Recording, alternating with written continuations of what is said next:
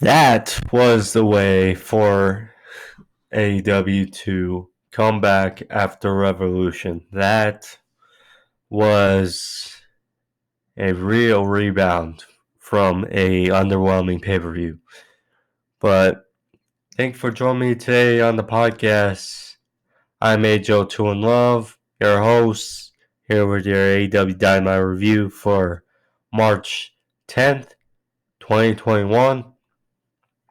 It was a good show, a good rebound show from, like I said, an underwhelming to many Revolution, especially with the ending to Revolution. People are kind of blowing it out of proportions, no pun intended. Uh, and with the debut of Christian Cage after all the speculation on the who is going to be the member, the surprise signee by Paul White and AEW. They were disappointed, but what a way to come back. And they did not shy away from their mistakes on Sunday night. And they took full responsibility and they made it work, I would say. And a bunch of stuff came out of the show. We had a great opening match between Fenix and Matt Jackson. We had a nice little stare down back and forth between Christian Cage and Kenny Omega. I certainly think so, especially with the ending, the War Council of the Inner Circle. I'll get into all that in a bit, but first I wanted to go over because some news coming out of Impact Wrestling from Tuesday night. So, Saturday night is Sacrifice for Impact Wrestling. And the current Impact World Champion, Rich Swann, will go title for title versus the TNA Impact World Champion, Moose. And Scott D'Amore said that the winner of that will go on to face Kenny Omega, AEW World Heavyweight Champion, at Rebellion on pay-per-view for Impact Wrestling April 24th in a winner-take-all title match. So that's some interesting news coming out of Impact Wrestling. You can't go wrong, but I think the more intriguing match, I think, is Kenny Omega versus Moose. So that's what I'm rooting for. Although I wouldn't mind Omega and Rich Swann mixing up again. Although they kind of mix up in that 6-man tag team match at Hard to Kill with the Good Brothers and Motor City Machine Guns, but we'll see. So there's that news coming out of Impact. Now get into the AEW review from last night. So the show started off, like I said, Fenix versus Matt Jackson. Of course, in the future, that triangle will face off against the Young Bucks for the AEW World Tag Team titles, but this was a nice singles match. Previewing that, this was Matt Jackson's first singles match in a long time. And this fun considering, well, Fenix is off the charts. We know that. So you knew this was going to be a dynamic match between the two.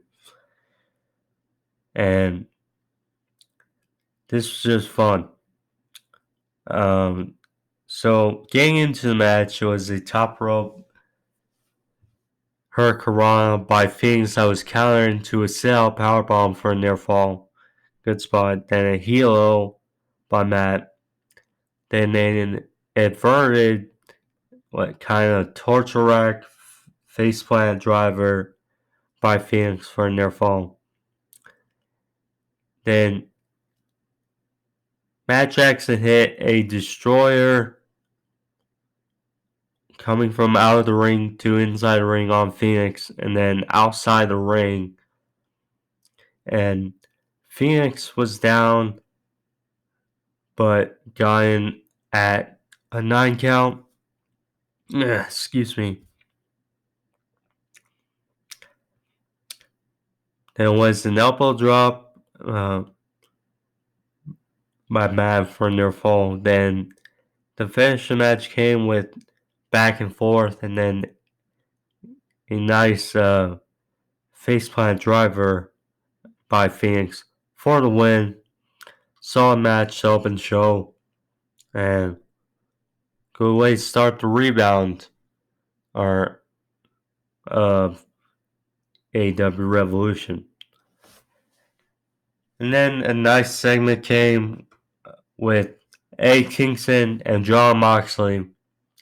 I think this kind of signifies that after Sunday, that A. Kingston has now, he's not really a babyface, but kind of a face turn face dynamic for him. So, A. Kingston and Jon Moxley, they were sitting on a couch.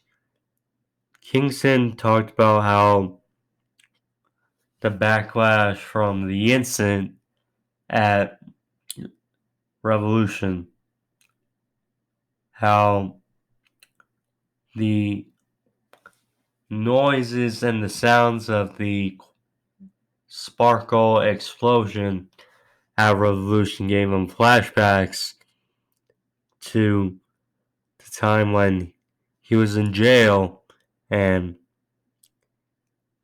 he was getting ready for court,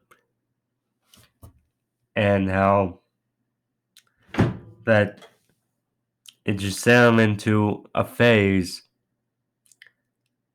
So then Moxley talked about how everybody was expecting an explosion, and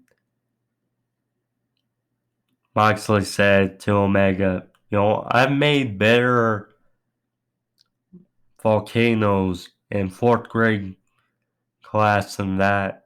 What the hell is that? So they were taking on and responsibility of the mistakes and kind of poking fun of how it went. So then the segment ended with, if you're going to flash a weapon, might as well use it. So Moxley and Kingston are together again as friends. They're, Moxley said he's got his drinking buddy back. So I'm not sure how I feel about Kingston as a face, really. Because, A. Kingston can talk his way out of a paper bag. He can cut a promo on everything.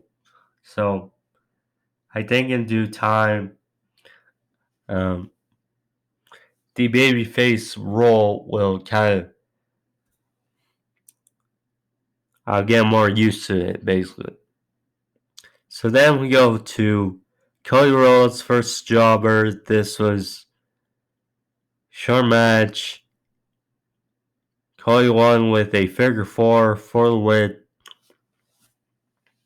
but was the backdrop to what happened after match.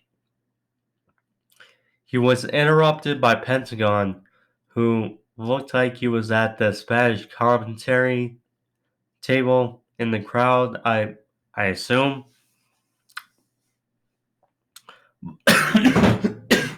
Excuse me. So, and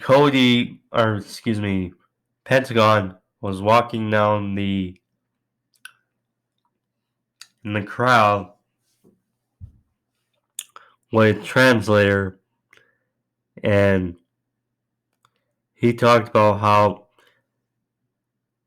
Cody should be thankful that Pentagon didn't try to injure himself or injure Cody more. Otherwise, he wouldn't be able to hold his new baby girl. So that set off Cody, started off a little bit of brawl in the crowd. They were separated by officials. And next week, we got Cody Rhodes versus Pentagon, which should be a fun match. Can't wait to see. So then we had the AEW Dynamite review. Our AEW Dynamite debut, of Ethan Page. First, Lee Johnson. First of all, I must say that if you saw this match, or if you didn't see this match but you heard,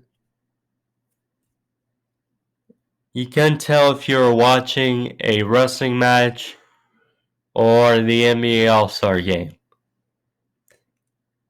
The technical difficulties, whether it was TNT in the truck, it sounded like the NBA All-Star Game instead of the wrestling match, which confused me, which prompted AEW and TNT to post the full match on YouTube with the sound effects edited out, thankfully, but it was a similar thing to when Lance Archer and Eddie Kingston faced each other in the opening part of the show weeks ago, and some people, thankfully not me, but the screen was black. And a other incident here with the audio, but this is a nice match, though. Ethan Page, he showed some good offense. Lee Johnson, he had QT Marshall in his corner, which was another dynamic that was intriguing because for those who saw Revolution, saw that QT Marshall kind of turned on his partner Dustin Rhodes and the Nightmare Family. But this is a good match for what it was. Blue Thunder Bomb by Lee Johnson for near fall. Then Ethan Page won with the Eagle's Edge for the win. His nickname, All Eagle, got done in his debut as expected. Ethan Page, I'm curious where he runs out. Josh Alexander, his partner of the North, is probably stuck in Canada or somewhere, I assume, but whether it's as a singles or as part of the North, Ethan Page could definitely add something to AEW.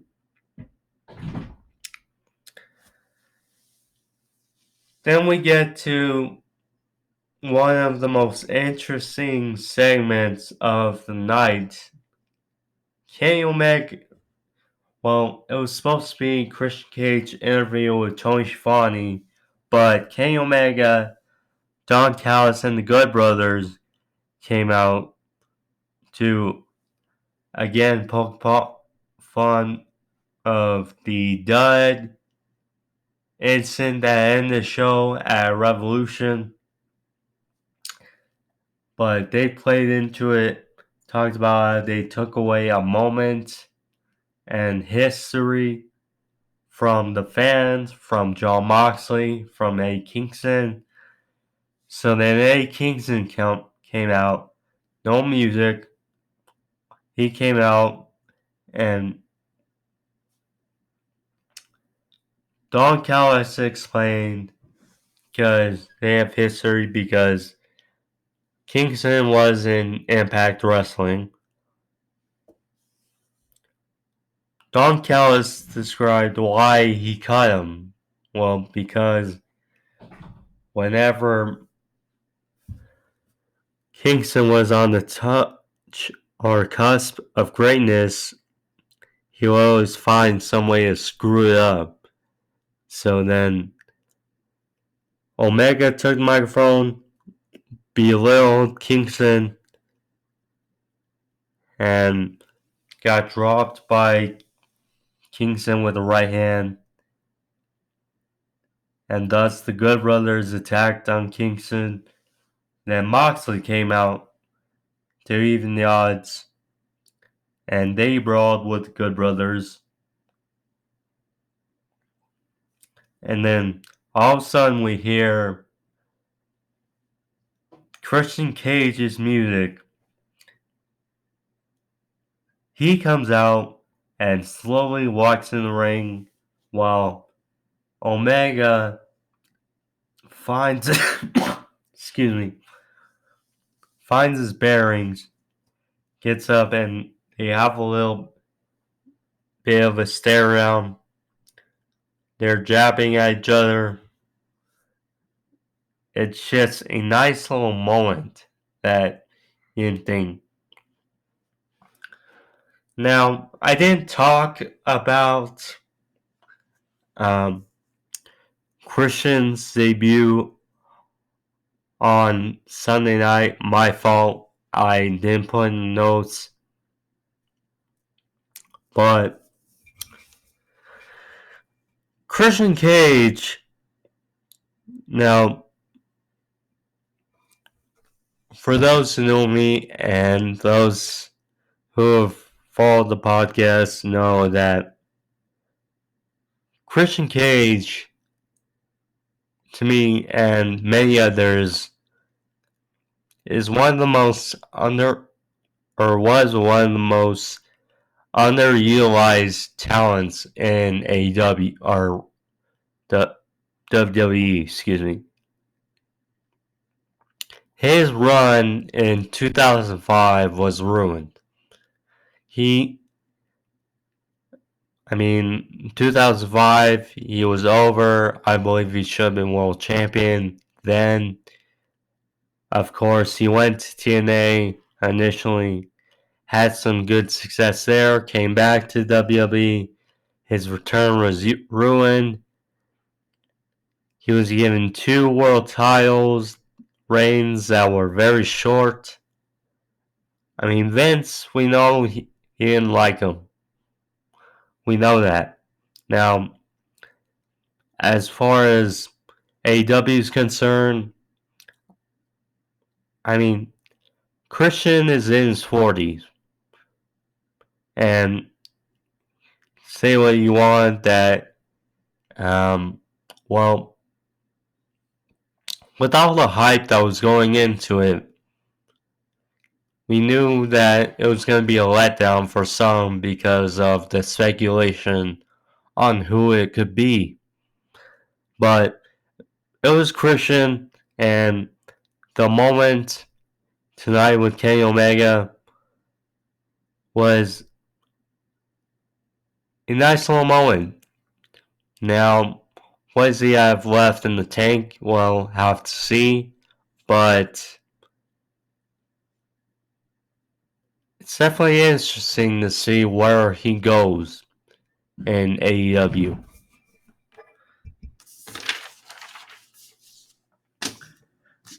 Next, we had a weird, just odd match. We had a 6-man woman or a 6-woman tag. We had Maki Ito, Nyla Rose, and Britt Baker versus Hikaru Shida, Thunder Rosa, and the female Kazuchika Okada, or Ryu Mizunami, whichever you want to call her. But the beginning of this match was weird because I haven't watched matches of Maki Ito, but she definitely has fans because of her gimmick. But this was a weird start to the match to the end because they were fighting in the ring and Maki Ito came out and she was singing some weird, I don't know what to call it, but she was singing on the stage and all the others are just fighting, and it was just a weird way. And Shida comes on to the stage area to mix up with Maki Ito, and Maki Ito gives soft like hits with a microphone to the head of Shida, and Shida barely does anything. It was just a weird way to start the match. I mean, even the commentators acknowledged it. But this was a not really special match. Excuse me. Thunder Rosa, she won with her team. After match, Britt Baker ambushed Thunder Rosa, of course, because of their feud, and she applied the lockjaw. Reba or Rebel, she used her crutch on Thunder Rosa. Vicky Guerrero, she landed some strange punches, which I don't get why. They just look so strange. She landed. Sorry, but she landed some soft like punches to Thunder Rosa. I'm not sure if it was her back of her thigh or her butt, but that was just strange and unneeded. It just looked so weird seeing soft like punches, but nonetheless, building towards the feud between Thunder Rosa and Britt Baker. And next week, in a loaded episode of Dynamite for the St. Patty's Day edition, Thunder Rosa and Britt Baker are going to have a lights out, anything goes unsanctioned match which should be interesting on a loaded episode of Dynamite. Because, of course, we got Cody versus Pentagon. We also got Sting. He'll make an appearance. We also got the Good Brothers versus Jon Moxley and Eddie Kingston. It's going to be a fun edition of Dynamite next week. But this match was eh. Then we get to TNT Championship match between Darby Allin and Scorpio Skye. This was intriguing because, of course, Scorpio Skye, he won the Face for Revolution ladder match on Sunday night. Darby Allin, he went through that brutal street fight against Team Taz Sunday night.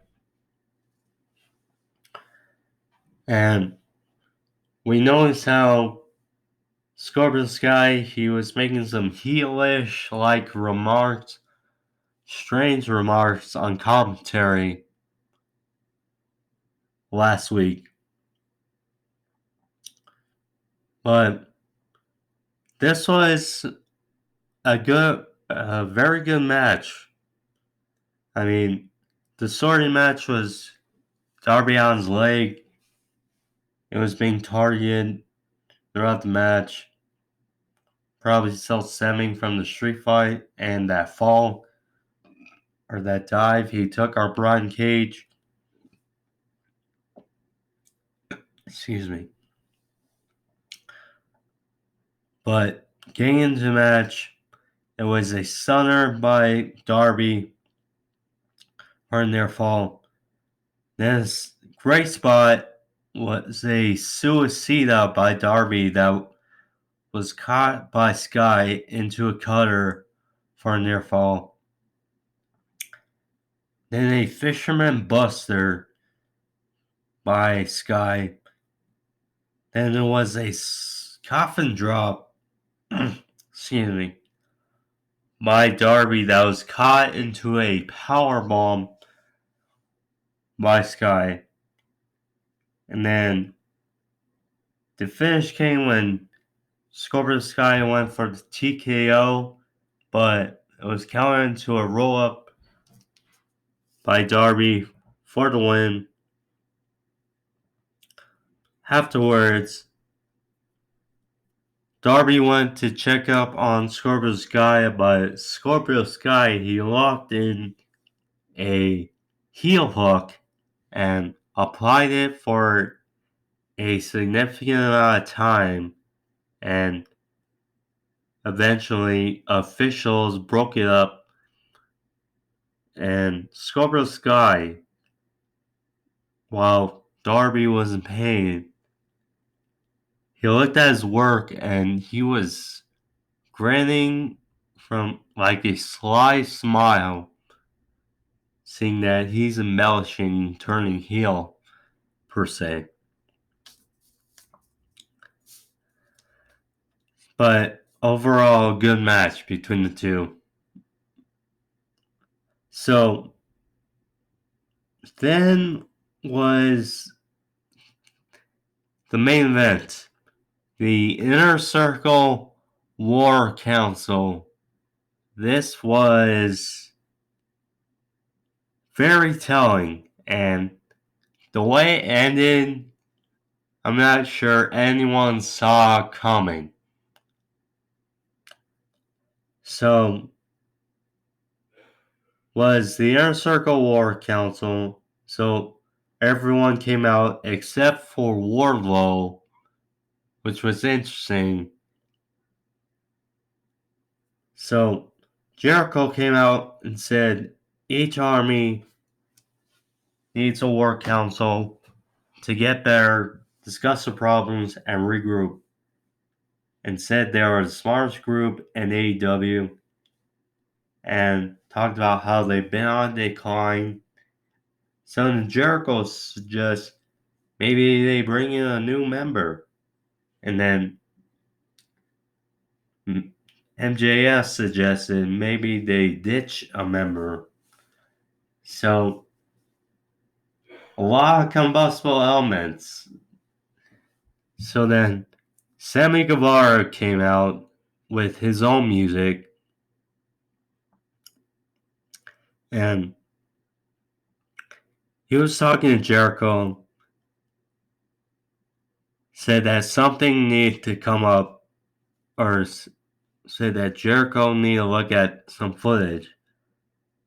So then, a video was put on the Titantron where Sammy plays, I'm not sure if it was his phone or just a camera, and it documented a meeting during the night, or it showed MJF talking to Santana Ortiz and Hager, talking about how it may be time for some new leadership in the inner circle, and how they need to give Jericho a stern exiting. So then, what people probably thought from Sunday night looked like it was going to happen. So, MJF said, well, Jericho didn't want to find out this way, but oh well. So they told Hager, Santana Ortiz to get him. So then, it looked like Santana Ortiz and Hager were squared off with Jericho and Sammy. And then all of a sudden, Santana Ortiz and Hager turn around and the tables have turned. So,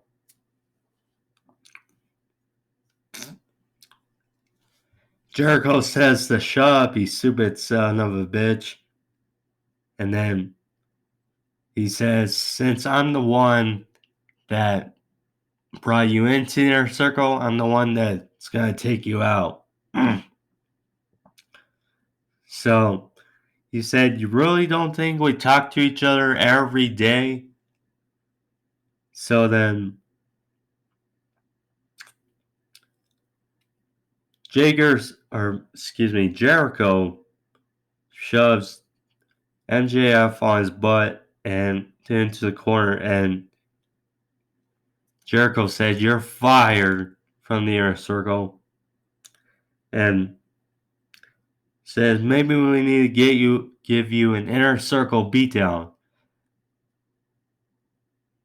So MJF tries to reason with him, and MJF says, I wasn't trying to take over your inner circle. I mean it, Chris. And his tone changes because I was too busy forming my own. So then all of a sudden, the screen goes black, the lights go out, then they come back on, and Wardlow, Shawn Spears, Tully Blanchard, and FTR are right behind the inner circle. And it's like, oh crap. Oh my god. And then, so Dax Harwood smashed a bottle over Jake Hager's head, takes him out, and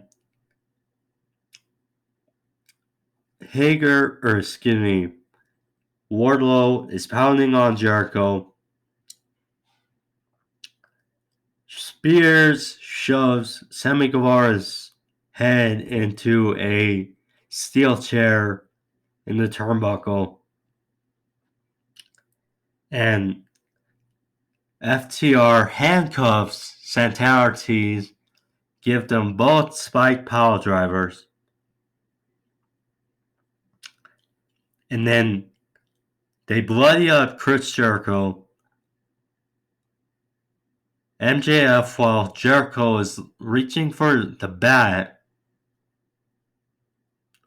MJF steps on Jericho's hand and hits him twice with the bat, knocks him out of the ring, and then they take Jericho up to the stage area, and then Wardlow powerbombs Jericho off the stage through two tables, and MJF and his new faction is standing tall over Jericho as the show goes off the air. And wow, oh wow. A new faction in town, and what a faction it is.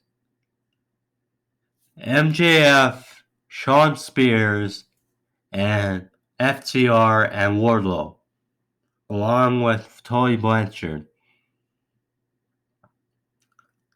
My oh my, I don't know what to say, but it makes you feel good because first of all, Shawn Spears, last time we saw him before last week, he left in December after he was disgruntled talking to Tony Schiavone. And, some were speculating he was upset about not being used. And now, in this new faction, he's going to be used in a predominant and very intriguing role with FTR and MJF and Wardlow. But, now it's interesting because you think about it. So,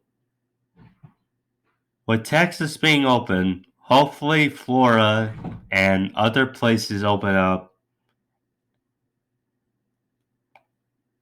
After thinking about it, they could have blood and guts. This may be the match where they do blood and guts. The Inner Circle versus MJF's faction. That's an interesting speculation. But could certainly happen. And also the matches that can come out of this are interesting. So you also have to ask the question, does this turn the Inner Circle face? I don't know, but what a cliffhanger this was to end Dynamite. And like I said, this was the way they need to rebound from Revolution. And what a way they did. But, so, that was the episode for you guys. I hope you guys enjoyed it. I know I did. Solid episode. And next week, it's going to be another fun episode with Cody vs. Pentagon, Sting. We had, talk about Sting, because I don't want to forget anything. He had a nice little interaction with Lance Archer earlier, so I'm not sure if that's going to lead anything, but it's interesting to think about. But as we move toward next week with Cody vs. Pentagon, we got Good Brothers versus Eddie Kingston and Jon Moxley. The lights out match between the women, Thunder Rosa and Britt Baker. As the makings of a fun episode next week. But thank you all for joining me. Like and subscribe. I'll see y'all next week. Be safe and peace.